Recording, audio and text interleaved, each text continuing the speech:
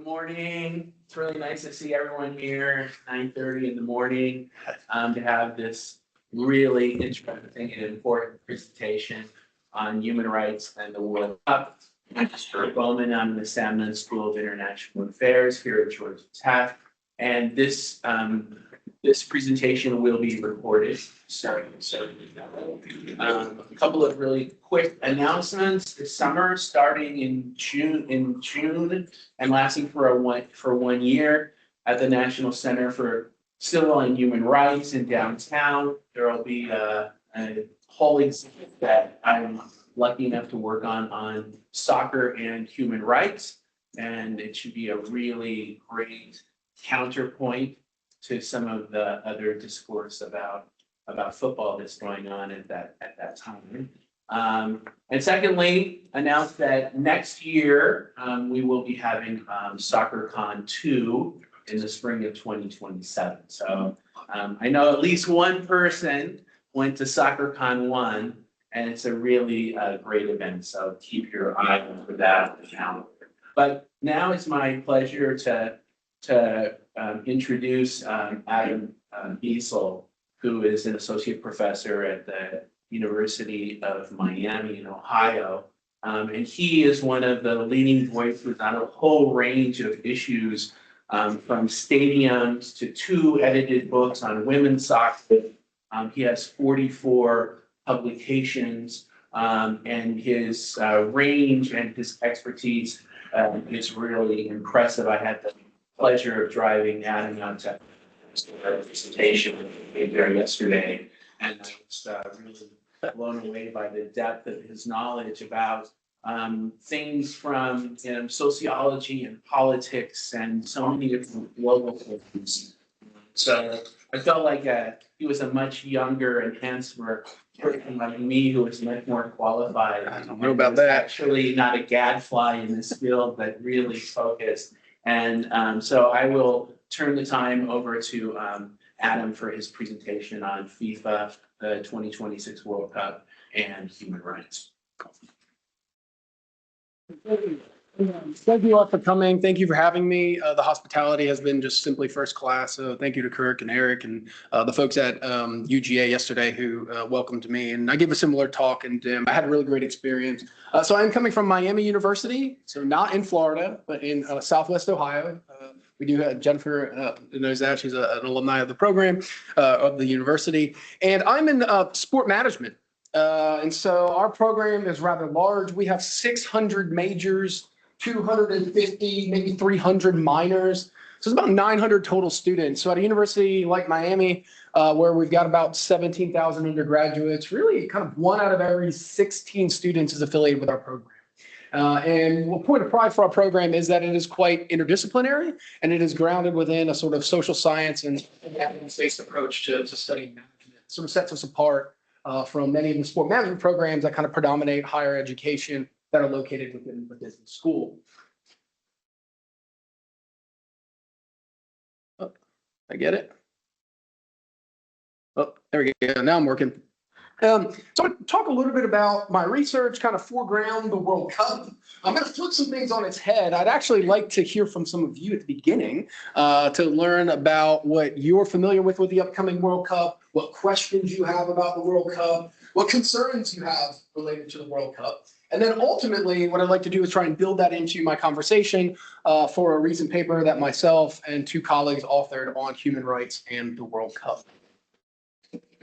Now, my research, as Kirk admitted, is a bit eclectic. I really try and interrogate the dialectic or two-way relationship between sport and wider society. And the broad purpose of my work is really to look at how sport is organized, commercialized, spectacularized, celebritized within the relations and forces of late capitalism. And it's a bit of a mouthful, but it's essentially saying that I look through different dimensions and aspects of society. So I kind of range from politics to society to economics. In our curriculum, I actually teach the sport economics class. I am not an economist, but I do it from a social science perspective. And I think I do a pretty good job of sort of using that class It's a platform for exploring the political economy of sports. So sort of big P macro level politics as it relates to the sport industry. So I do work between a few different fields: sport sociology, sport management, a little bit of sport history, sport communication and media. And so I am this qualified scholar, but increasingly, most of my research has been focused on international sport mega events and global geopolitics. So in terms of how I would depict my scholarship and explain kind of what I do, it's really grounded within this theoretical framework of what is known as the geopolitical economy of sport. And the geopolitical economy of sport is really focused on bringing together three things and answering three really important questions. First, how geographic features shape political outcomes in sport and the historic struggle over geographic entities and how those impact sport practices. Well, the second is the sort of political dimension where I'm looking at the role of power, politics, and indeed the state in shaping the global sports system. And then finally, how the contemporary global economy, it shapes markets, consumption, and the cultural logics of late stage capitalism sort of infuse itself within sports. So this is sort of the intersection of kind of who I am as a scholar and what I do. And you can read a bit more about the geopolitical economy of sport, but it can be used really as a framework to look at histories and structures of the global sports system, movements and migration within international sport, the deployment of sport for soft power political purposes, and also then the staging of international sport mega events like the World Cup and the Olympic Games as a sort of key feature in the global geopolitical landscape. As Kirk said, I have spent a lot of time recently sort of honing in my research, which is quite eclectic, and looks at a few different areas within the geopolitical economy of sport on international sport mega events, namely the Men's and Women's World Cup. And so in 2023, I published a co-edited book that you can see up there on your screen. And that collection, the one on the left, it featured 14 unique chapters. I co-authored 11 of them. So for me, it was nominally an edited collection, but I had a lot of say in the book. And we really worked over the period of about 2 years with a small group of scholars who put together a book that sort of reads like it's a single authored text, but looks at the World Cup and everything kind of in the lead up to the Women's World Cup.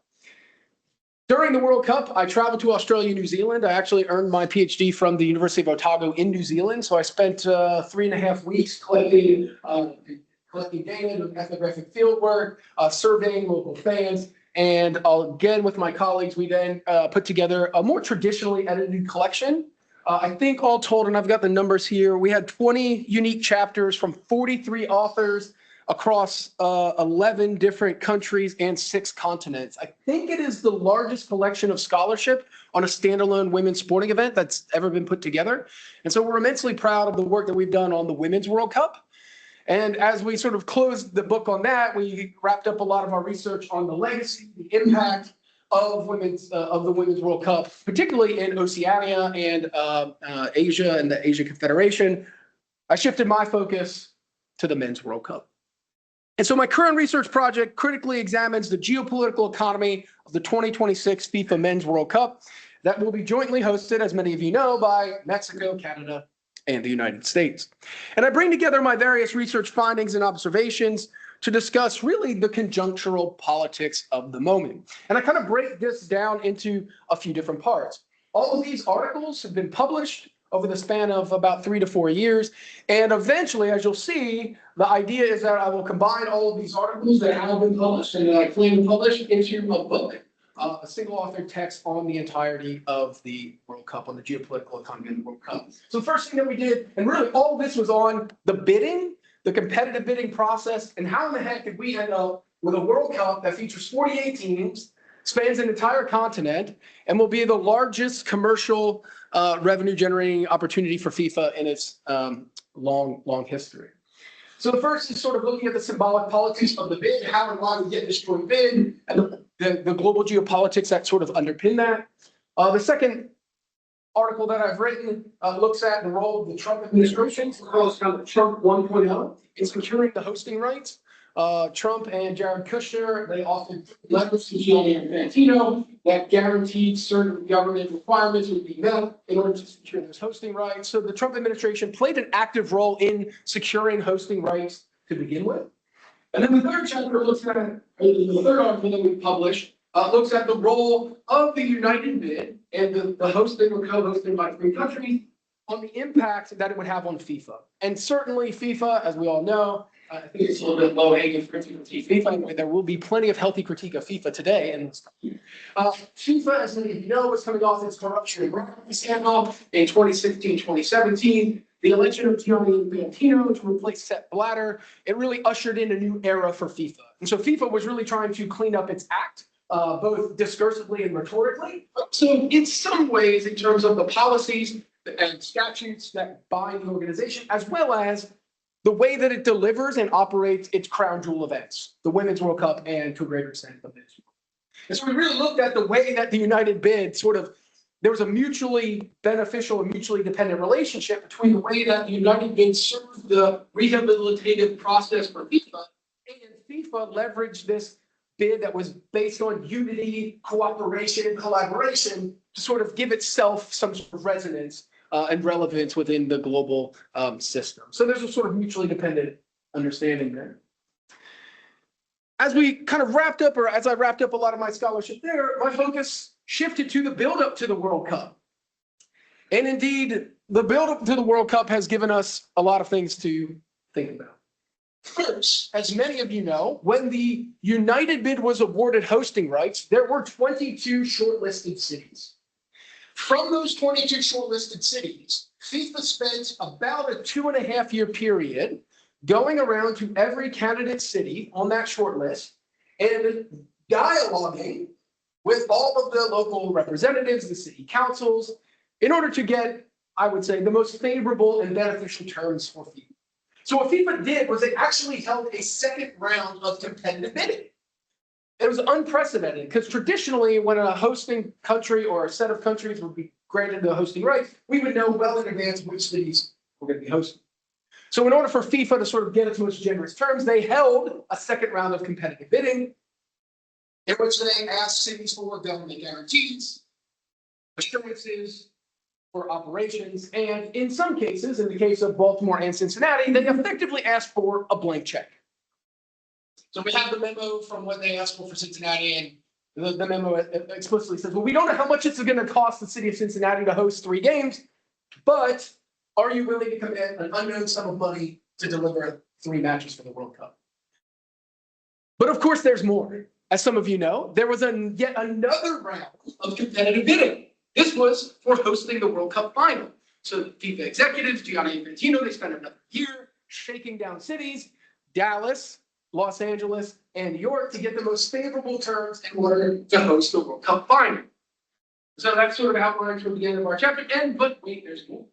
There was yet a 4th round of competitive bidding between cities who want to be host cities for training bases and operations for the World Cup.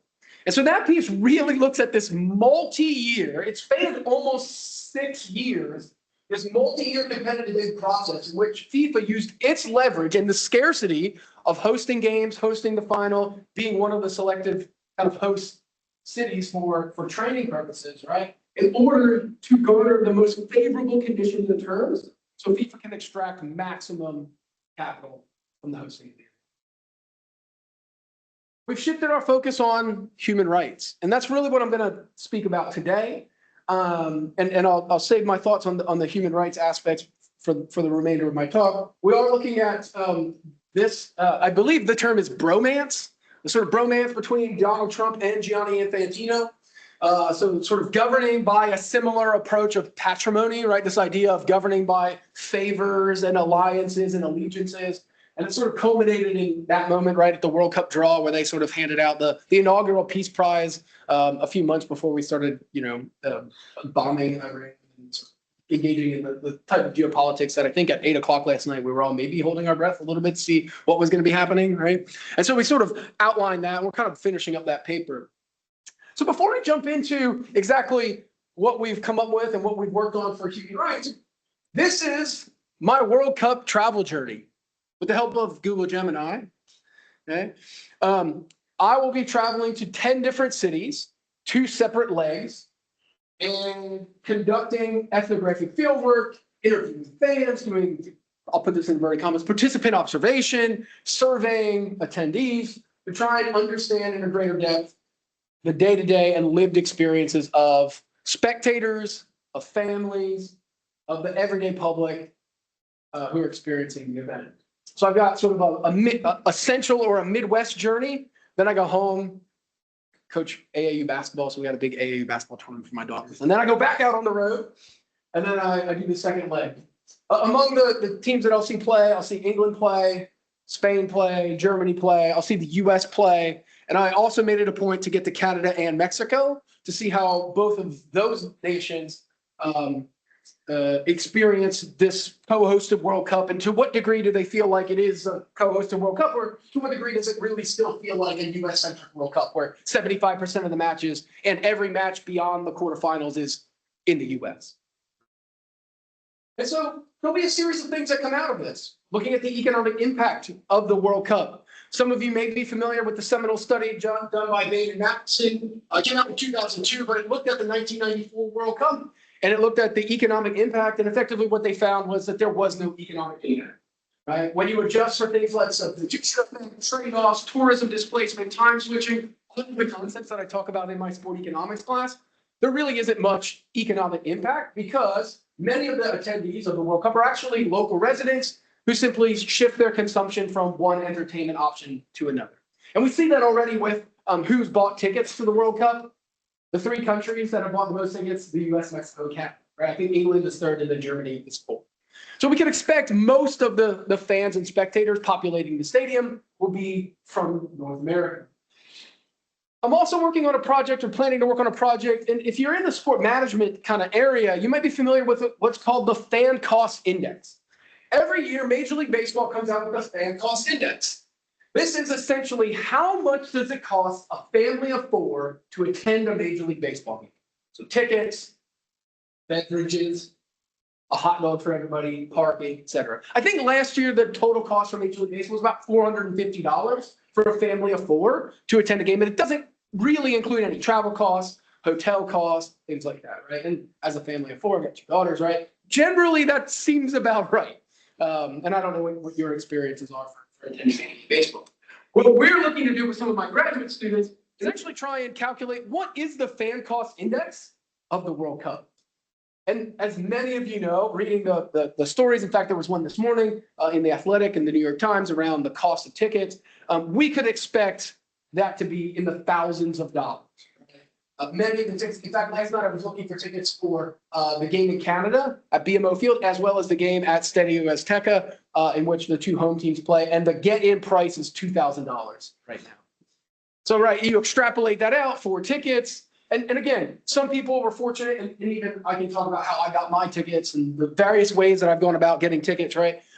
But if you are purchasing tickets on that secondary ticket market, and you're traveling internationally, and you're paying the price gouged hotel prices, and you're taking the train from Boston to Foxborough that now is $80 instead of what is normally $15, right? You can expect that fan cost index to be well over $10,000, right, for some individuals. So we want to try and measure that.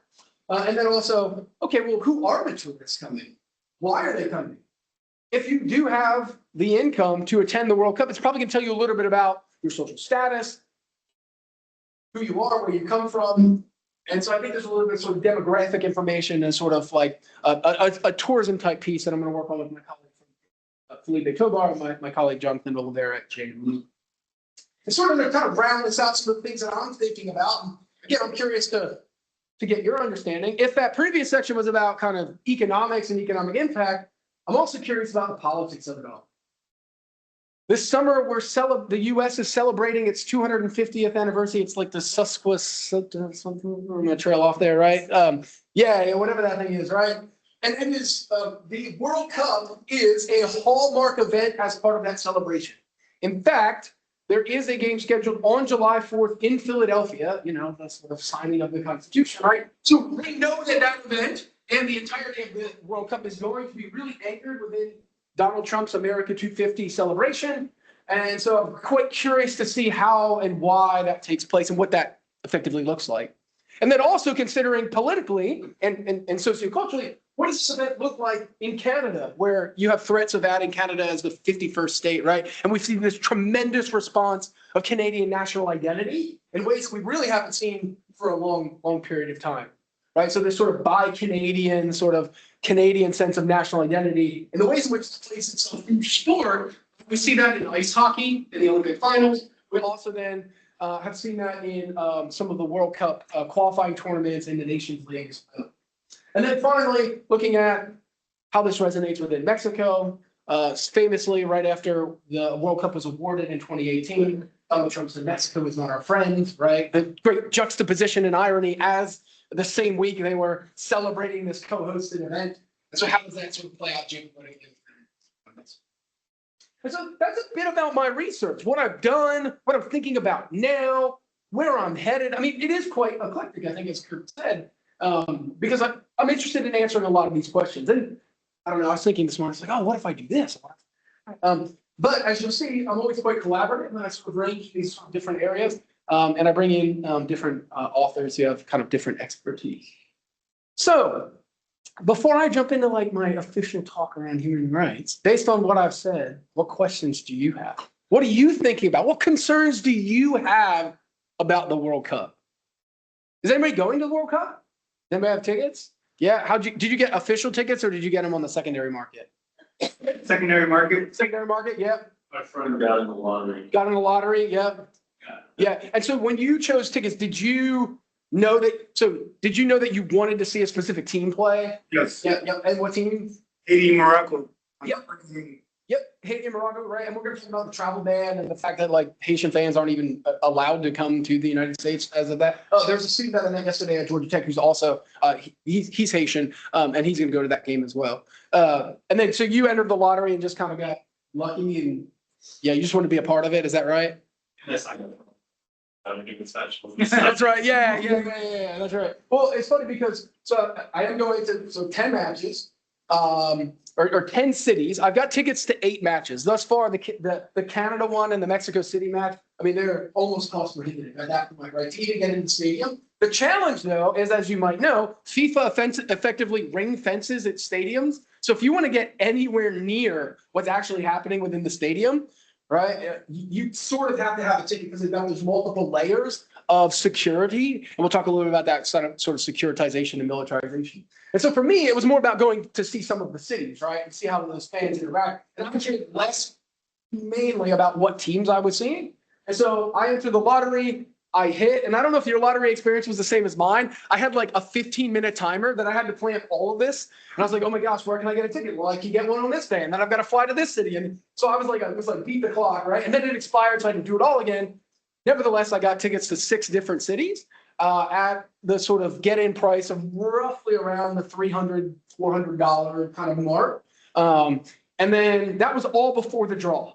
So I had no idea who I was seeing. I lucked out. I got pretty good games. And then I did know that I wanted to see the U.S. play in Los Angeles to sort of see how national identity and nationalism is kind of expressed there, as well as I wanted to get to see, I think I bought the tickets before Iran was even scheduled to play, but I will see Egypt and Iran play in Seattle. So part of me wanted to get to Seattle, given their sort of long history of culture and the sort of politics in which that city really exerts itself here in soccer. So I did a little bit of both. I did a little bit of the StubHub for those last 2. I did a little bit of the official lottery. But what's changed is that the minute the draw happened and we knew what teams were going to what city, the prices have just absolutely skyrocketed. And of course, FIFA has used dynamic ticket pricing, which I don't know, young people, I mean, dynamic ticket pricing, how do you feel about that? Like, I mean, yeah, I mean, has it hit any of the grocery stores here where you have the digital price, like the digital like price tags that are maybe on shelves? And so the theory is that they can like raise the price and lower the price based on demand. And so if you're doing your supermarket shopping on a Sunday at 1 o'clock, it's probably high demand. You know, young people, you go like 11 p.m. to Publix or Kroger or whatever it is, that'll be low. I mean, that's sort of the world we're heading to. So it's not to offend people, but they employed this dynamic ticket pricing strategy. And as someone who teaches sport economics, I mean, I have a whole lecture on dynamic ticket pricing and how you can do first, second, and third degree price discrimination to try and figure out how you can maximize revenue for a sport organization, right? So FIFA puts that into practice. They get a whole bunch of blowback. Then they come out and they say, well, we've got these really discounted tickets for official supporters. Well, there's like a handful of them. And the amount of supporters that actually wanted them was far in excess. And to complicate matters, the US has the secondary ticket market, right? And so people were buying tickets, reselling them. And all this is to say, there is a website that you can track the get-in price up to every minute of the stadium of the World Cup, and the prices are probably 3 to 4x what they were before even the draw. So what else? What other concerns do you have? I took this picture yesterday. This was at the UGA bookstore. And I was like, what? Why was that there? So there's a whole bunch of UGA and a whole bunch of like all these like stuffed animals. And then I'm walking around and I see this display just randomly. Why? I don't have an explanation. What is it, like Atlanta's proud history of soccer? And I don't know if you can see this, right? So every city has their own independent artwork for the World Cup. And so then what they've done is they've sort of commodified that in these like water bottles. And so you can buy the Atlanta themed water bottle for the World Cup. They've got Mexico, they've got Canada, they have all these shirts. And, oh, by the way, UGA isn't an Adidas school, it's a Nike school. So I'm not sure how they allow Adidas to be sold in there, right? And so this is just sort of one of those reminders of, okay, for most people, the World Cup is sort of out of sight, out of mind, unless you're an ardent soccer fan and you're kind of, or maybe even a sport fan. But you see these sort of moments where you're kind of increasingly reminded that this thing is happening. This thing is coming, and it's done so in a quite commercial kind of way. What, anybody want to go to the World Cup? Has anybody signed up to be a volunteer for the World Cup? Yeah. So did you do the whole interview process? Yeah. So tell me about that. Which was interesting because I was very specific because I'm donating my time. Yep. Right. So I wanted to do certain things and not other things. So I was very clear. I said, I'm not interested in the VIP section. Yep. Because those people are not there because they're soccer lovers. I'm a huge football fan. Yep. Yeah, I call it football too. And so I have a love-hate relationship with everything that's coming to town. So the interview process was, why are you here? What are your skills? What you do? So I said, I don't want to be the cheerleader at the airport. I don't want to be the driver at the airport. Also because I live on the other side of town. And also I don't want to be VIP. And that particularly that really struck him as very unusual because a lot of people want to be. Interesting. Yep. So that was nice. So my job now is that's accreditation. Okay. So if you are a journalist, physio, somebody part of the team, you come to our department. Yep. It's kind of like coming to customs. Everyone in the room is going to introduce themselves after this. That's right. Yeah. I'm a journalist. I'm a journalist. Student newspaper, and I have a blog. And so, did you do the same thing? Yeah. Did you get to the interview process, or no, or Yeah, I did. And tell me about that experience. Yeah, it was honestly pretty basic, like what you were just describing. It was like kind of your most basic interview questions, like what are your skills? Are you a people person, or are you more kind of scenes kind of stuff? And I really just did it out of curiosity and to hedge my bets to, if I didn't get tickets, then I was like volunteer. And so yeah, I will not be volunteering. Yes, that's like a bunch of people who are Taylor Swift fans who couldn't get tickets. They volunteered as like ticket takers and ushers, and that was a way to get into the stadium and be part of the event. And of course, there's a long history of research that really looks at volunteerism on sport mega events, right? And this idea of sort of really pulling at your heartstrings to sort of be part of your community and be part of an event like that. And There's also those who are critical that sort of say, well, FIFA, you're generating $14 billion in this 4-year World Cup cycle. Maybe you can actually pay people to do those things. But that's sort of a separate argument, right, around sort of volunteerism and the way that they can externalize the cost. My colleague for the human rights paper, Sean Seiler, he's a graduate of UGA. He's done a lot of work in the city of Atlanta on urban development, urban planning, and he signed up to be a volunteer for the World Cup. And so we got to the interview stage, and they asked him, what would you like to do? And this is a perfect segue to what I'm talking about today around human rights. He was really committed to trying to enforce and uphold the city of Atlanta's human rights action. And so he goes all the way through this interview process. And basically what he finds out is that their human rights action plan has very little to do with actually ensuring human rights, freedom of speech, freedom of movement, any of those things. And it's lumped in with sustainability. So it's human rights and sustainability. And his job, if he had accepted it, would have been to ensure that people recycle their media. And so that just gives you a sort of snapshot of the ways in which we see human rights being enacted at a grassroots level during the World Cup. And what I'm going to do now is sort of go all the way back to the beginning and sort of share with you, here's the sort of impetus, the thinking behind it, the policy within FIFA, the contradiction between the policies of the US at the current moment, and how that might materialize into your everyday experiences where human rights becomes nothing but put this plastic bottle in the phone.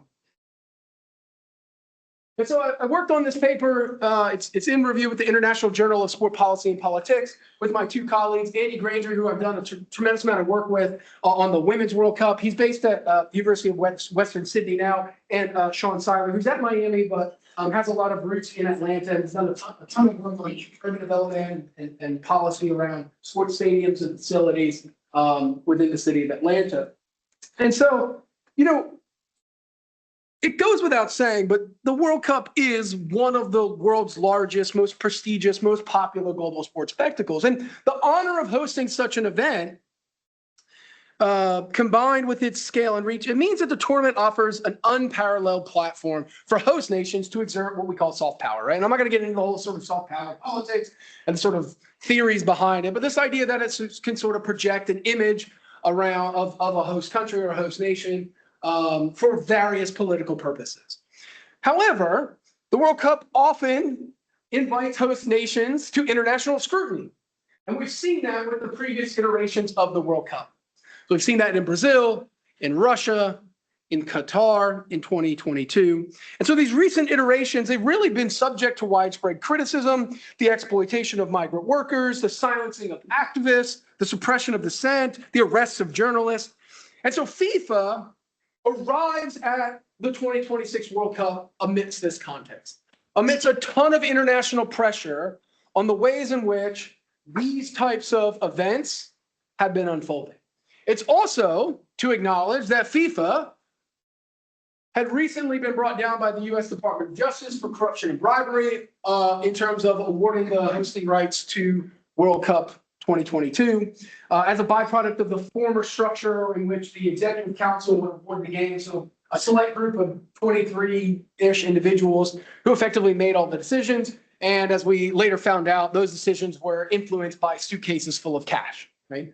And so FIFA comes at this with, one, a whole bunch of international criticism, and two, the intent to rehabilitate its image.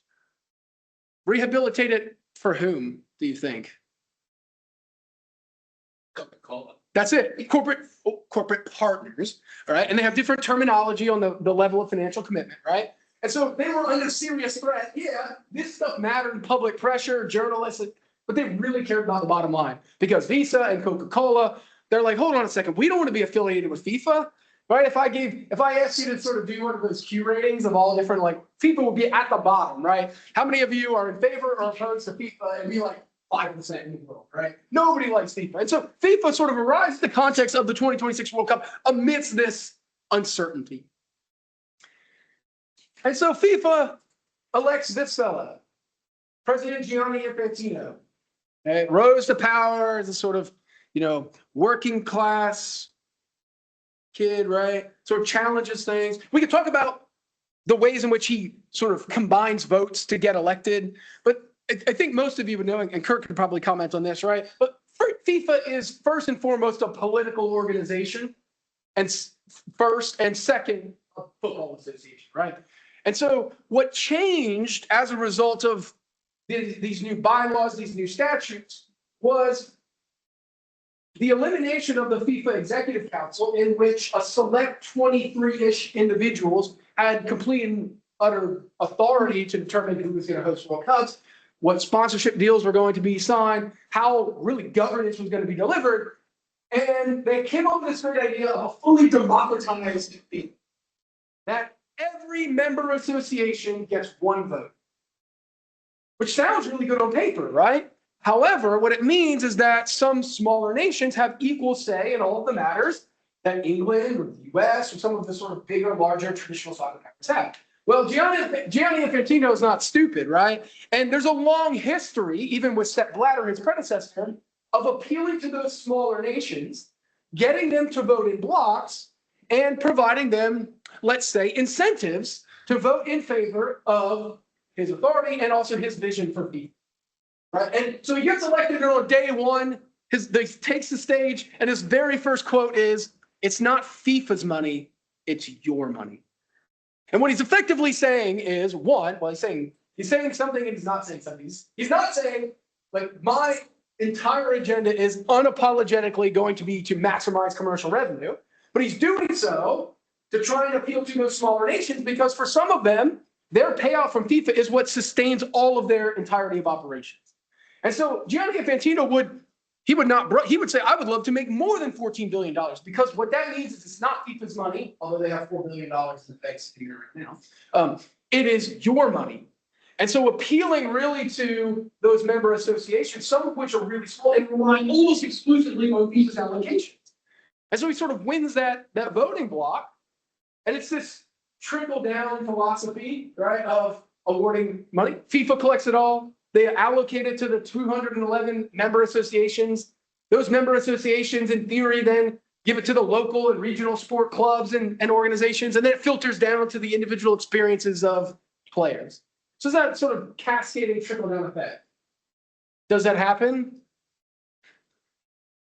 I mean, maybe, right? But there's a lot of siphoning off along the way, particularly in some of those small nations, right? Where you have one individual who is the FIFA liaison and controls those purse strings, right? So we still have aspects of corruption. And so this comes along, right? And one of the goals is to try and democratize FIFA and to really give a say to all different countries, but it creates more politics than we've ever seen before. And so when it comes to the 2026 World Cup, amidst this context and amidst all this pushback and blowback from the public and from corporate sponsors, FIFA tries to reposition itself.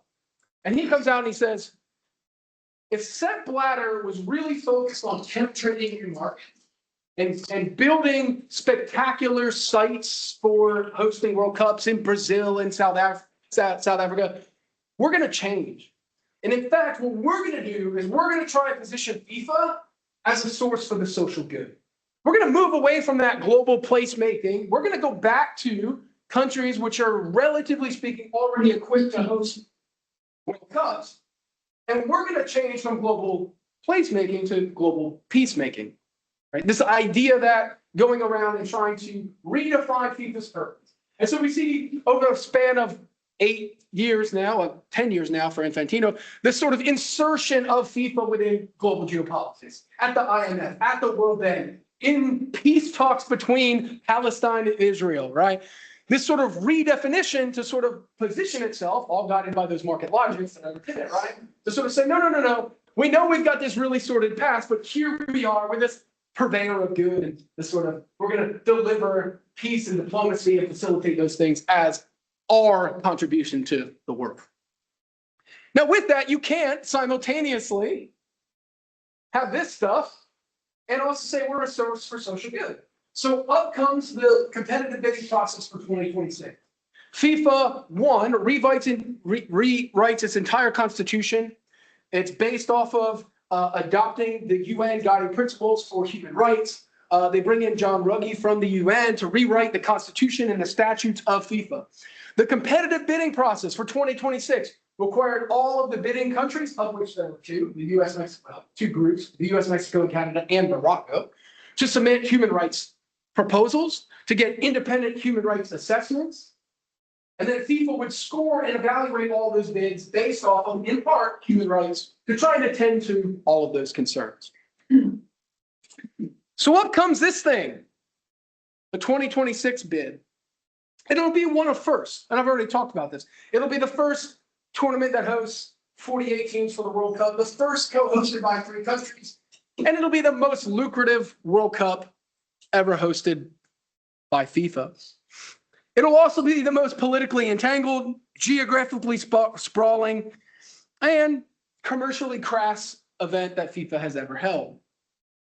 This effort, known as the United Bid throughout the bidding process, it really proposed an integrated hosting vision and strategy aimed at trying to marry the sense of trans-North American partnership, cooperation, unity with this new FIFA context, which celebrates itself as a social good. So it's this perfect marrying of rhetoric, I would say, right? To persuade both FIFA internally, but also persuade the public, corporate sponsors, corporate partners, and all the people who've been critical.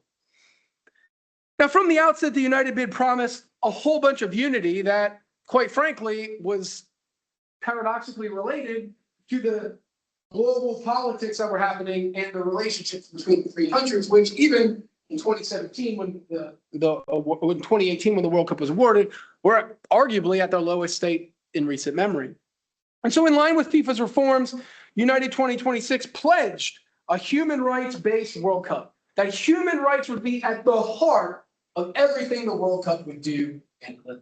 And again, it would be all shrouded in transcontinental partnership and unity, so forth and so on. And overall, FIFA liked this approach. They awarded it higher than the competing bid around human rights, around labor rights, around sustainability. It really ticked a bunch of boxes. But of course, things have become a bit more complicated. Since the awarding of the hosting rights, FIFA's commitments to human rights have begun to look increasingly idealistic and empty. The escalating attacks on human rights and civil liberties by the administration in the US under Donald Trump, they pose a fundamental challenge and contradiction to the promises of staging the tournament in accordance to FIFA's own public policy and its own statutes. Since Trump took office for the second time in 2025, a significant shift has occurred in the US's longstanding commitment to ensuring human rights abroad and upholding civil liberties at home. We have a whole bunch of different reports from Amnesty International, Human Rights Watch, that really look at this. And as Amnesty International said, the US is on, quote, a dangerous trajectory, quote, with moves to censor the press, restrict access to information, curb expression and assembly, undermine due process, denounce civic organizations, and punish persons deemed as opponents of the administration. These are the realities that most of us are experiencing every day within this country. So in sum, these developments, they raise serious questions, whether the US, which again is hosting 75% of the games, is equipped to host the event. Whether it can deliver on the human rights promises that made it the more competitive bid to begin with, and a key aspect of FIFA's rehabilitation process. So in this talk, what I really want to focus on is how we can look through different dimensions of policy to really unpack these inherent contradictions. To tease out the rhetoric from reality, the lived experience from the promises. Because FIFA has explicitly committed to respecting human rights in accordance with the United Nations guiding principles, and it's acknowledged the potential adverse effects of the World Cup. So this is the paper that we've authored, and I'm going to take you through some of these dimensions. We built on Taylor and Pryor's frameworks for using policy analysis. We effectively developed our own 5-dimensional model for looking at policy development. And for Taylor, the question isn't just about policy, it's about the issue, and specifically, in this case, human rights. Not only how is this framed, but what does the policy actually do, and how some policies between different institutions and governing bodies may lie in contradiction with one another. And so Taylor sort of looks at these three dimensions, and what we do is we contribute two more. We tease out those contradictions, but rather than critique for the sake of critique, we provide perhaps some solutions for FIFA, if FIFA is redeemable, right? To try and actually bring some teeth to this human rights approach and enforceability. And now my colleagues yesterday, we had a fervent debate whether or not FIFA should even be in the business of human rights. Right? Maybe they should just sort of say, hey, we're here to deliver. We're here to ensure that there are a series of government guarantees which generally fall under the purview of human rights. Government guarantees around the freedom of movement, the freedom of speech, the freedom of travel, right? But not necessarily responsible for delivering human rights more broadly. And so we could get into a future where actually FIFA gets out of the business of human rights. And we could look at future World Cups and, you know, this isn't going to go away. In 2034, they're going to Saudi Arabia. Right? 2038, they're back to America. Yes, just because the way that they have to do continental rotation. So this once in a generation event in 2026 probably going to happen 12 years from now because they have to rotate continents, and 2030 is in South America, Africa, and Europe. And so the only two federations that can host the 2038 World Cup will be either A, Oceania, which is basically New Zealand and a bunch of Pacific islands, or North America. So we're probably getting this again. And oh, by the way, the Women's World Cup is tentatively going to be hosted by the US, Mexico, Costa Rica, and Jamaica in 2031. Although there's a recent hang-up because the Trump administration refuses to sign off on the guarantees committing to travel ease, the access of people to gain entry to the United States, right? The same guarantees that they signed off on during the first administration to secure these hosting rights, they're apprehensive to do for the women. That's kind of where we are. But I digress. So what do? We spent a lot of time looking at a lot of documents. So first, we combed through FIFA's archives. And we looked at FIFA's governing documents, its policies, its own human rights policy. We looked at the bid evaluation criteria, the guide to bidding. We looked at the United Bid, all of the promises of the United Bid, the evaluation reports. We totaled 67 unique documents, thousands of pages. We also then looked at many of the independent human rights assessments from Amnesty International, Human Rights Watch, the Center for Sport and Human Rights, to examine largely the critiques of what has happened historically and what is happening. And then, boy, this was difficult. We spent a good month combing through whitehouse.org, analyzing all of the three different categories of sort of policy from the White House. Those include 510 presidential actions, 610 public proclamations, of which executive orders fall sort of, actually the executive orders fall into the first one. And then 520 unique press releases, which announce a whole bunch of different policies. Some of these overlap, right? So when you get an executive order, there's also a press release and a briefing and a statement.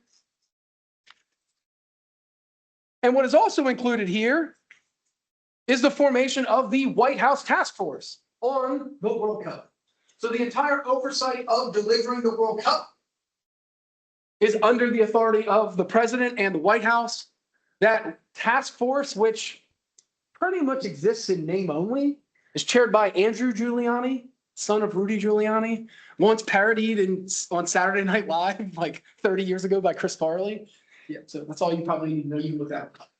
And it's really a nominal organization that just doesn't have really much of a commitment to delivering anything other than a securitized and militarized. That's effectively all they're doing. Any commitments around labor migration, civil rights, anything, it doesn't really fall under the purview of that group. Within this, we identified 4 key executive orders that I'll talk about in a minute. And so we reviewed a whole bunch of documents to really work through these 5 dimensions. So first, we've got policy context. And the first is really the context that I outlined within FIFA. This idea that FIFA, in an effort to rehabilitate its image, arguably, maybe I'm a bit cynical here, or at least attend to some of the concerns around migrant labor abuses, around LGBTQ plus rights, and all the human rights abuses that have been linked to the World Cup, rewrites its own statutes, incorporates the UN guiding principles. Second, FIFA adopted a whole range of different bidding requirements, unique and unlike any we've ever seen, that put human rights at the center and established a new regulatory framework for evaluating those bid submissions. So both bids got evaluations on human rights, sustainability, and labor rights. Incidentally, the US, the only category where the US was sort of maybe questionable was in that category. Everything else, commercial revenues, hospitality, transportation, was low risk. But there was moderate risk right from the outset on that one. Still about on parallel with Morocco. And then again, the United bid itself. So this is sort of teasing out all those documents. We also found two types of policy context related to the Trump administration. And the first is essentially this pivot, and the pivot abroad. Because among other things, the administration has embraced a whole range of different perspectives and instituted a series of policies that really violate commitments to human rights, civil liberties, really the foundation of the US Constitution. I'm not going to get into all those, right? But we're talking about embracing white supremacy, enacting extreme anti-democratic, anti-rights policies, carrying out mass raids, mass immigration enforcement, and really eroding, if not eliminating, government accountability and transparency. And this really occurs in two ways. One, abroad, and the US complete pivot away from the preservation and enforcement of human rights abroad. So we see, again, through DOGE cuts or the elimination of USAID, you see the US, I'm going to say proudly, vote as the lone dissenting vote at the United Nations, 153-1, sort of against the preservation and commitment to human rights. And so really an entire detour away from, again, multilateralist and sort of grounded global geopolitics, largely speaking within the West since post-World War II, underpinned by many of those sort of Geneva Conventions and the sort of consensus, largely speaking, around human rights abroad. Second, we see violations at home. At home, the first year back in power has spent really limiting human rights. Taking place, the World Cup is against the backdrop of a series of troubling attacks and questions on how we will ensure a safe, welcoming, and inclusive tournament promised by FIFA. And many of you know these, right? So we're talking about mass immigration enforcement, detention without due process, deportation, the curtailing of freedom of the press, the arresting of journalists at covering protests. And you can see how these two things start to contradict one another and undermine, in many cases, those commitments. Specifically, here are the texts that I think that we found that are most relevant. And they really come down to 4 executive orders. The first is the executive order on immigration enforcement. On day one, on the day he was inaugurated to his second term, Trump signed EO 14159, and it outlined the administration's commitment to enforcing immigration laws. This is effectively the ICE executive order. Indiscriminate raids among people it suspects are illegal. Second are travel restrictions. So the sort of complicated nature around visas, the banning of specific individuals from countries in particular from coming to the United States. And the EO specifically targeted individuals from regions or nations with identified security risks. Again, what you're going to see is that these are the executive orders that are going to materially affect fans, players, spectators' ability to come to or even experience the World Cup. And then, of course, First Amendment violations, barring the use of taxpayer resources to carry out what it claims to be censorship, right? We see this, we even saw it, I think it was yesterday, someone asked Trump at the White House press briefing of like, hey, are you actually going to commit war crimes by, bombing indiscriminately civilian infrastructure? And then the response was like, are you from the failing New York Times? Get out of here, right? So we've seen that within who can even cover the presidency in the press briefings and things like that. And then this is the Antifa bill, right, which really hones down on public protests and freedoms of expression. So these are probably the most important slides, or the sort of most important part of my talk, and it's really teasing out those consequences. Because those executive orders, again, will have a material impact on, in this case, threatening the safety of players, families, media, and supporters attending the event. And so the first is this militarization, the use of ICE. FIFA is estimating 5.6 million people will travel to the World Cup. It'll probably be less than that, right? It'll be mostly US supporters, and it'll be less than that partly because of, some of these things, but also the costs, et cetera. So it will be interesting, nonetheless, to see actually how many international tourists do come for the World Cup. It's going to be way less than they project. But nevertheless, for those traveling to the games, the militarization of immigration enforcement is likely going to threaten the safety of players, families, media, supporters attending the event. And while human rights organizations have called on FIFA to commit to ensuring effective protections against racial profiling, arbitrary detention, and unlawful immigration enforcement, FIFA has thus far failed to use any of its influence to encourage the US to prevent these things. So there remains a lot of uncertainty about the Department of Homeland Security and ICE and its use during the World Cup. In fact, we actually have precedent to raise those alarm bells. And I speak specifically about the Club World Cup last summer, which was hosted in the US. And we had instances of ICE agents being deployed outside of stadiums, and particularly in Miami. Now, the administration will say, well, ICE, Immigration and Customs Enforcement, is always part of the security apparatus for international sport mega events. The Super Bowl, the Olympics, even sending ICE agents to Milan. Did you know that we sent ICE agents to Milan? Yep, right. So they'll say, well, it's always part of that apparatus. Therefore, there's nothing to be worried about. However, a few congressmen and women have proposed a series of different laws to limit and restrict the use of ICE during the World Cup. I personally doubt any of that is going to get passed. But when asked specifically about whether or not ICE would be used and the presence of ICE during the World Cup, the White House task force effectively said, we're here to enforce the federal laws. They're effectively non-committal on the use of ICE. The second is the Trump administration's travel ban and visa restrictions. They will almost certainly and are already impeding the mobility and access of supporters, media, and sponsors attending the event.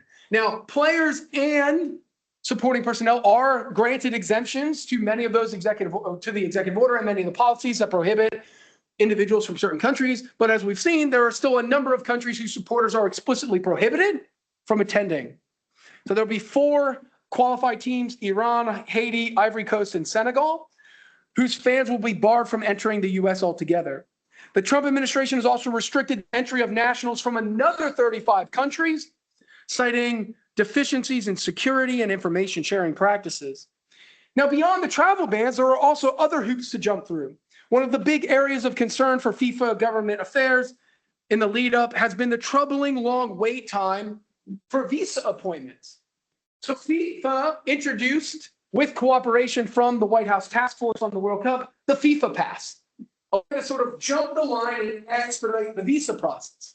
However, many fans still cannot get access to the embassies to get the FIFA Pass. And it's a tremendous cost because you have to go in person to your local embassy, which, countries span thousands of miles. And that's also a significant cost. And oh, but wait, there's more. We recently saw that now there's a $15,000 bond agreement that individuals from specific countries need to post in order to even gain access to the United States. And so we're seeing all these layers of travel restrictions stemming from these executive orders that limit the freedom and mobility of support. And then third, we've also got this policy consequence. And here what I'm talking about is the infringement on First Amendment rights, the restrictions of freedoms of players. And at the moment, there are 3 parties to consider with respect to these restrictions. The first are foreign visitors. This new extreme vetting process for B1, B2 visas that effectively require everybody to turn over their social media handles and everything that they've posted politically or posted at all, whether it's political or not in nature, as a requirement in order to gain access to the visa. So limiting freedom of speech. The second area is the curtailing of general freedoms afforded to the press, specifically restricting the publishing and dissemination of ideas that are against the administration. And then third, in terms of civil society, are the concerns about the right to protest in and of itself. When asked explicitly whether or not individuals could use the World Cup as an opportunity to protest, Trump said, yeah, well, sure, but we're going to stick, well, now formally deposed Attorney General Pam Bondi. See, it's so hard to keep up with all this stuff. It just changes every day, right? We're going to stick her on you if we're not happy with what you're protesting. So this highlights a few contradictions, 3 that we identify. The first contradiction is that these executive orders and the policies by the Trump administration fundamentally violate the statutes and the human rights policy of FIFA. I mean, there's no 2 ways about it. The Trump administration's actions constitute a clear failure of FIFA to effectively enforce its own policy. So to that question that I asked earlier, should FIFA even be in the business of human rights? Well, if they're not going to enforce anything, why the hell have it, right? It's one take. If I completely agree with that, but that's certainly one take. The second is that these policies fundamentally undermine the specific hosting and staging requirements of the World Cup. In order to host the World Cup, you needed to ensure the protection of human rights and also the access of players, supporters, international travelers to the World Cup, which relates to this. The government guarantees that the Trump administration signed off on in 2018, ensuring freedom of movement, ensuring the upholding of all of these. Right? So there are these inherent contradictions at work right now. Now, this discord between FIFA's stated human rights commitments and the Trump administration's assault on those very rights, those human rights, those civil liberties, those freedoms, they don't lie merely in political circumstance, but in a structural flaw at the heart of FIFA's own policy. And the reason why we have this disconnect, as we argue, is sort of twofold. One, instead of having a nationally coordinated or highly centralized model of ensuring human rights for the World Cup, given the complexities of 3 different countries, given the frosty relations between the 3 countries, FIFA thought in its infinite wisdom, what we'll do is a city-by-city human rights action plan. We will again turn it over to the people. And who better to know how to enforce local human rights than the people from the city themselves? Well, in practice, this has produced exactly the disparate and diffuse and unenforceable approach to human rights that critics have levied against FIFA for a really long time. Several host cities missed the deadlines for their human rights action plans. Some of them are based on like recycling, as I talked about. And effectively, none of them have any binding mechanisms. So if you go out there and you try and look for some of these action plans, a few cities have them, a few cities don't.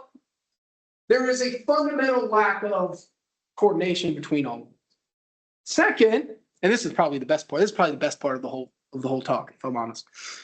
The second structural flaw, it compounds the first, and it renders FIFA's entire enforcement architecture fundamentally inoperative. The responsibility for remedying violations against human rights is up to the member associations of FIFA.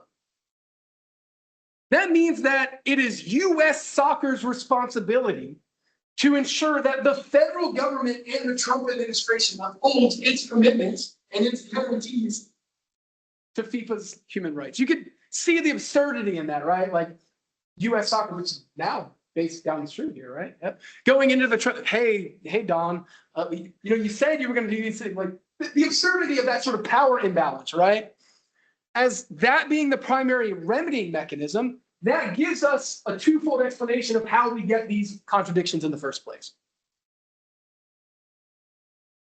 So what can we do about it to start to wrap some of this up? And I want to give you a second. This is maybe a familiar face, unfortunately. Stephen Miller, advisor to the White House.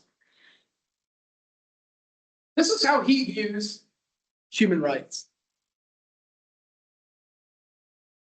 The human rights that we are going to protect are not of the savages that torture and rape and murder The human rights that we are going to protect were the peaceful citizens who have the absolute human right to live in physical safety and security every day of their life.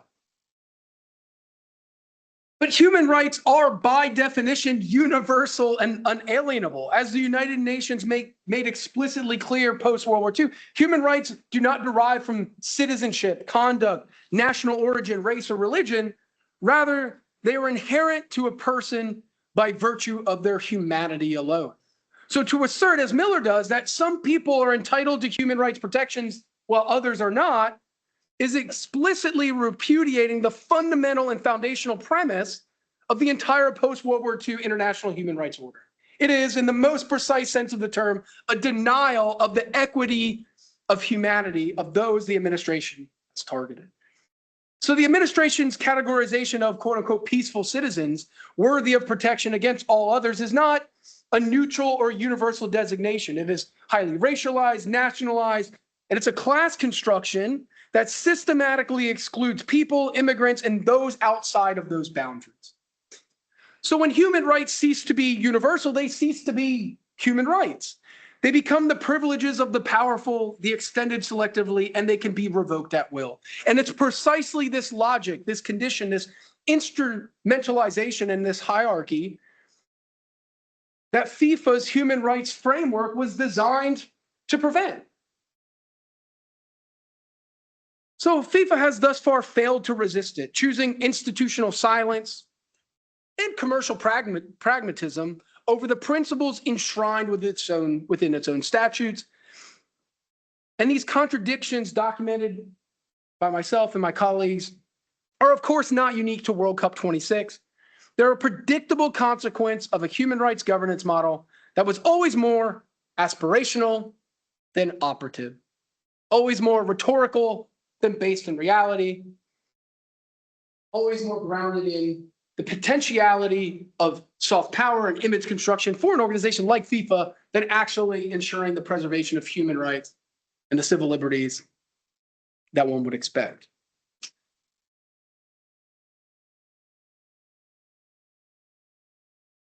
So what can we do about it? As we wrap up in my last slide here, the path forward, if we work on the assumption that FIFA is in the business of delivering human rights, or at the very least, ensuring that there are certain government guarantees that are unequivocally enforceable about the ease of travel, the acceptance of individuals to attend an event without persecution, without fear, we propose 3 interconnected reforms. The first, we argue that FIFA must adopt a centralized tournament-level human rights strategy with binding force. And although on the surface these action plans seem good, they're ultimately unenforceable. Many of them have not even come to fruition. And this disparate, unenforceable human rights action plan really renders this approach to human rights ineffective. Now, this is challenging for co-hosted World Cups. In fact, the next World Cup co-hosted across 3 different continents, that makes it quite tricky. It actually requires the very thing that FIFA says it does, right? Like bring people together and work through sort of difference to create some sort of shared binding agreement between host nations at that central, more federal government level. Second, FIFA should, we argue, replace member association enforcement with an independent, adequately resourced human rights oversight body. So instead of US soccer bearing the responsibility of ensuring human rights, if FIFA's in this business, they need to take some sort of authority mechanism to enforce them. The remedy mechanisms need to occur through some sort of quasi-independent legislative body. Now that's tricky, right? Because there are fewer and fewer nations these days that want to host the World Cup. And adding these requirements could, in fact, dissuade other countries from expressing interest in hosting the World Cup.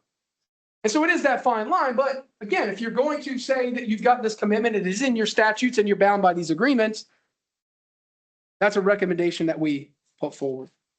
And then third and finally, FIFA needs to develop an effective remedying mechanism or series of mechanisms that are accessible, transparent, and independent of the host government. in order to hold them to accountability. And these are just three relatively simple reforms. Will it solve everything? No. And that's why, if we go back to our little diagram here, go back to the beginning, right?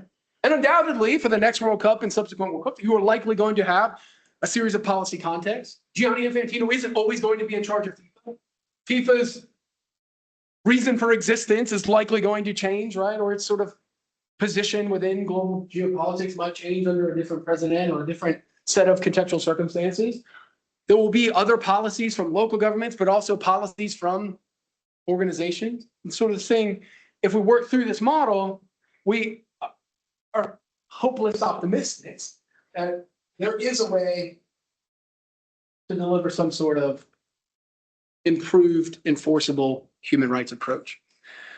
So to conclude, taking together these reforms would not fully eliminate that tension between mega events hosting and human rights. No governance reform can fully neutralize the political dynamics within a given host country. What they would do is transform FIFA from an organization that produces human rights rhetoric while outsourcing human rights responsibility into an organization that accepts genuine institutional accountability for the consequences of its commercial decisions.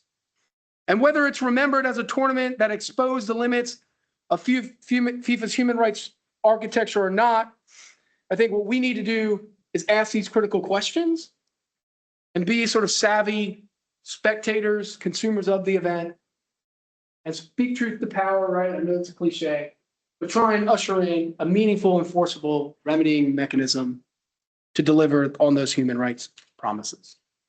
Thank you.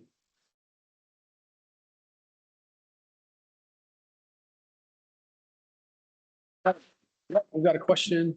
How did I do? How are we on time? But are we over on? Good.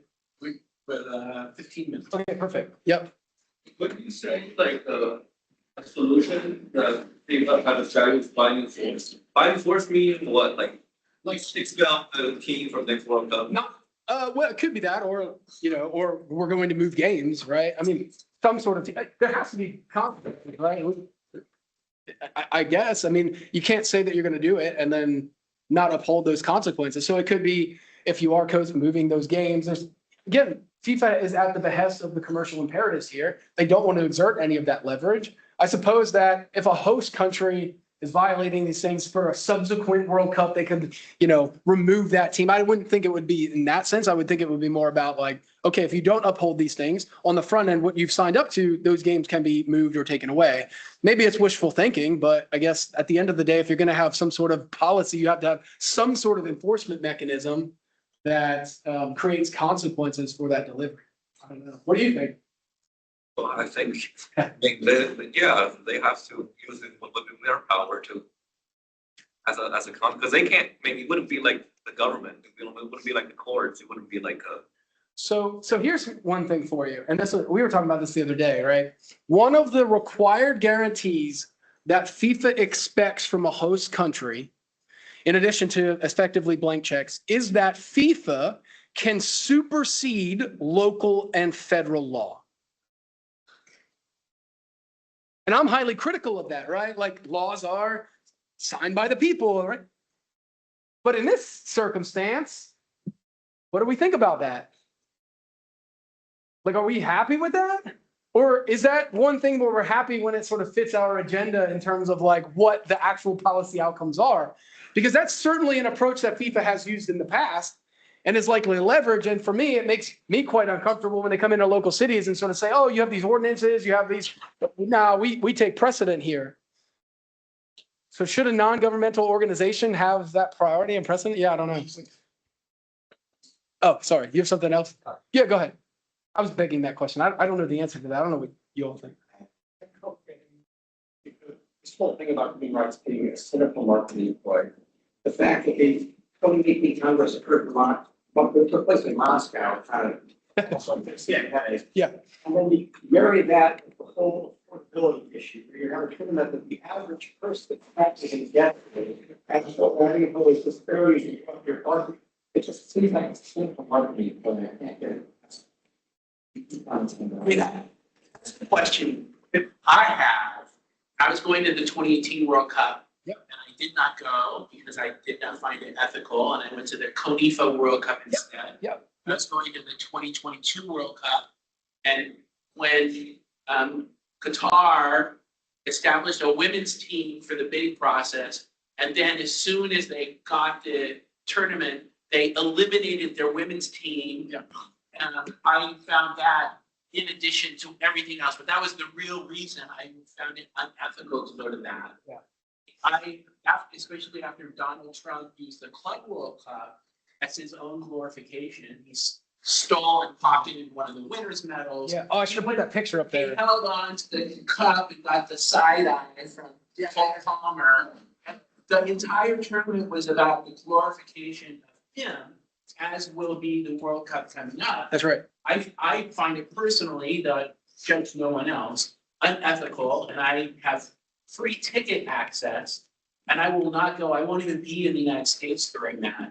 I won't go to the next World Cup because the environmental nonsense of 3 games and all their fans flying to South America. I know. And then flying back. Of course, 2034 is out of the question. I am going to go to the 2027 World Cup in Brazil. The men will already be able to ethically go to a men's World Cup.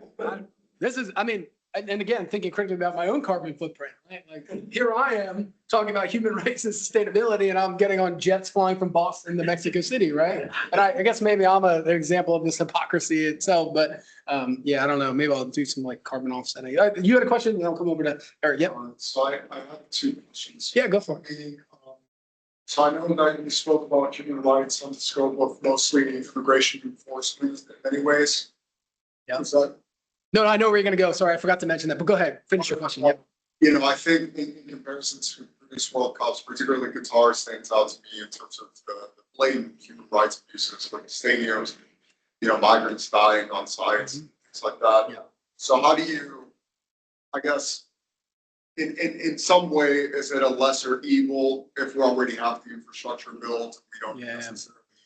need to I wrote somewhere, just because the check was just because the check was cash doesn't mean it wasn't written. So to the extent that, you know, we look at the revenue and the costs for this ready-made World Cup, right? It's already using existing stadia. That is to me, that isn't to forget that the federal government is spending $1.1 billion itself, as well as, you know, tens of millions of dollars of local groups. And of that 1.1 billion, 600 is for operations, 600 million, and then another 500 million is for like drone surveillance that'll be going around during the World Cup. So $500 million of taxpayer dollars is going to enforce that. You know, when you look at the economic calculus, right, it looks like pure profit because these stadiums already exist. But don't forget that most of those stadiums came from public subsidies in the first place.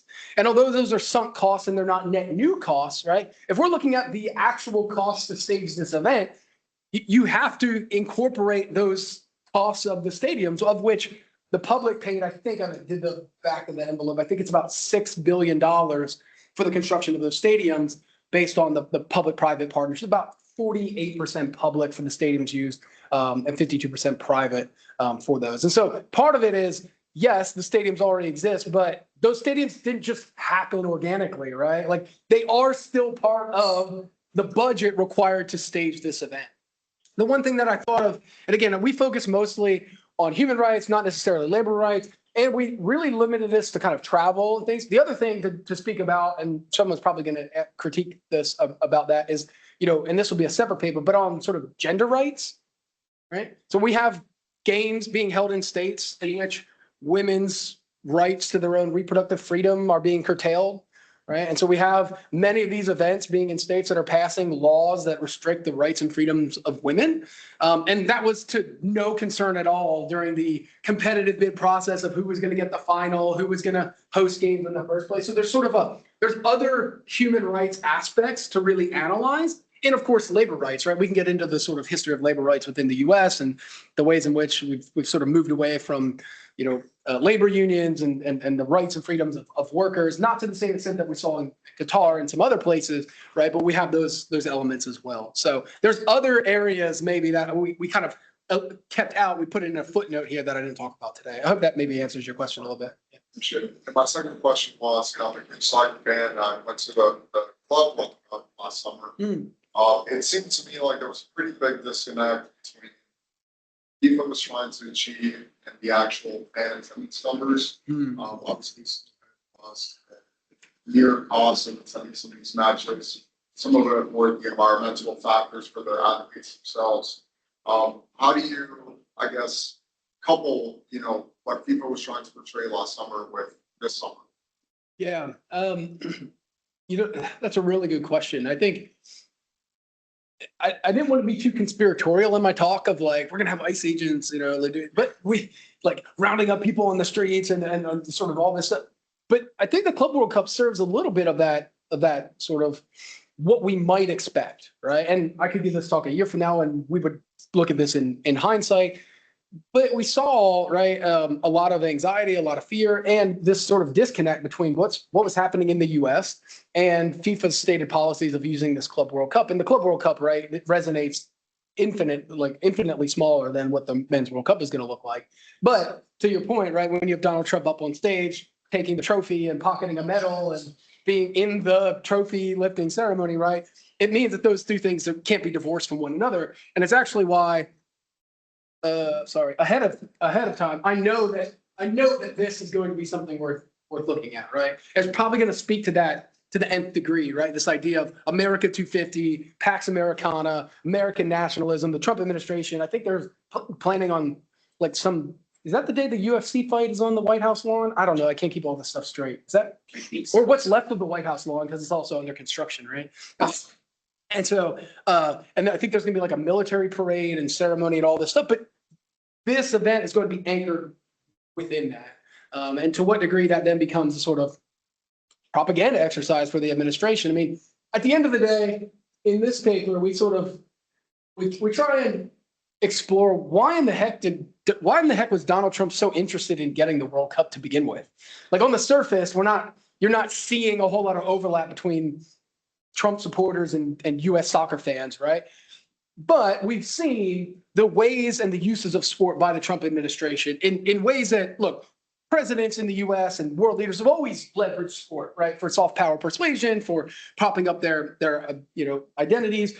You've got Reagan going to the Daytona 500, Barack Obama playing pickup hoops with North Carolina men's basketball. You've got this, but nothing to the degree of the Trump administration. And I think I actually don't agree with our conclusion right there. I'm probably gonna have to rewrite it, but I think it's just really all about winning, right? This idea of leveraging sport for political purposes. And so for Trump, it's going to the Army-Navy game, it's going to, Doral, and it's going to US tennis. I mean, it's going to literally everything under the sun to try and soften that image and sort of create that resonation with the public. So I don't know if that fully answers your question, but that's something that I'm trying to think about. Other questions? Yeah, Eric, do you have any?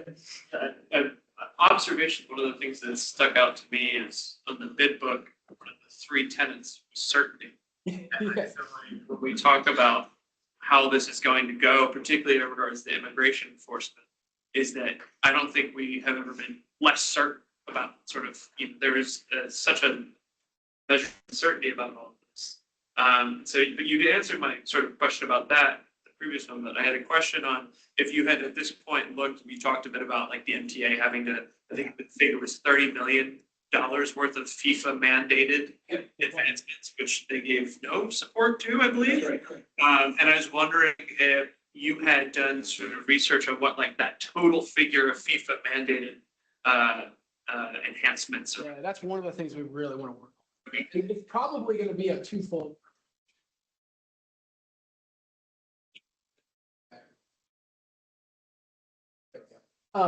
It's probably going to be a twofold aspect here when we actually tabulate what is the actual cost of this thing, right?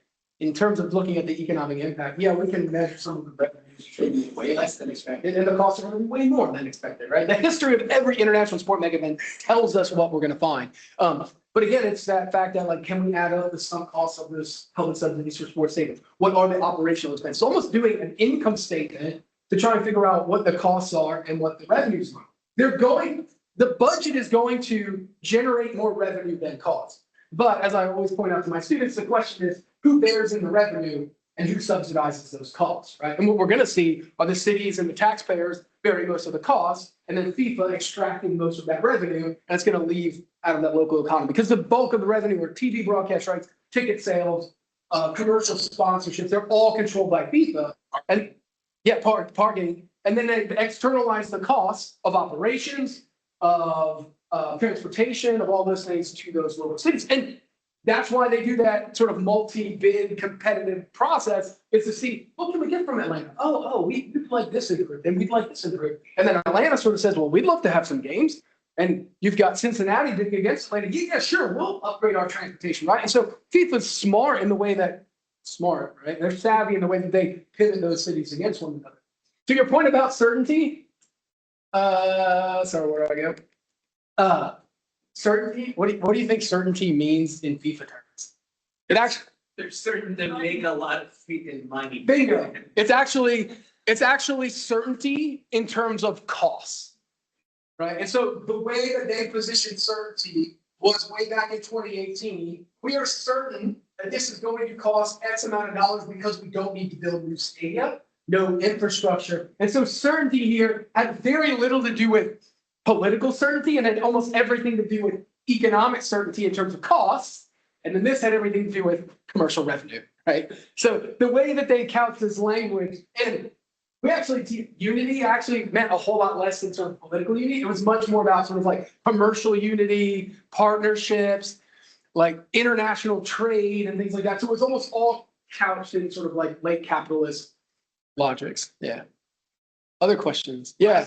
Yeah. Oh, awesome. Yeah. Thanks for coming. Have you done any research on I think it was like 1936 Olympics, and just how there were so many human rights violations covered up there, and just like, do you see parallels? Yeah. So, the new term, right? And I'm going to put this in inverted commas, sports washing, right? Because I put it in inverted commas because often when that sports washing occurs, it's when people from the West point at certain people, predominantly Black and brown folks from around the world, and sort of say, well, you're using these things for political purposes, and we forget to sort of like point those fingers back our way, right? As we just rightly pointed out. And this idea of sports washing or using sport for kind of propaganda political purposes has been around for a long time, right? Even back to the ancient Greeks and ancient Romans, right? Where you sort of have the emperor thumbs up and thumbs down. The other thing I would point you to is the 1934 Olympics, right? The 1934 World Cup, which was held in fascist Italy, which is in many ways forgotten. We often focus on 1936 and the Olympic Games under Hitler, but we have Mussolini's fascist Italy, which was this really performative, propagandized use of football in the World Cup. In that case, in the sort of nascent nation to try and confirm his authority. And so, yeah, there are some parallels. We might call it something different, right? We might call it sports washing or soft power persuasion. But this idea of using sport for political purposes, it's not really new. And in many cases, we've got these sort of like flash events, right? And Kirk would talk about this, 1978 World Cup, right? You've got 1980 and 1984 Olympic Games, right? As a great example of that. And the last one that I'll leave you with, most people don't know that there were protests for the 1976 Montreal Olympics over the inclusion of New Zealand. Does anybody know why a whole bunch of countries from Africa protested and refused to go to the Olympic Games in Montreal? Because New Zealand and the New Zealand All Blacks played international rugby test matches against South Africa. And therefore, it was a tacit support of apartheid. And so many of the African countries refused, out of protest of New Zealand's inclusion in the Olympics, to go.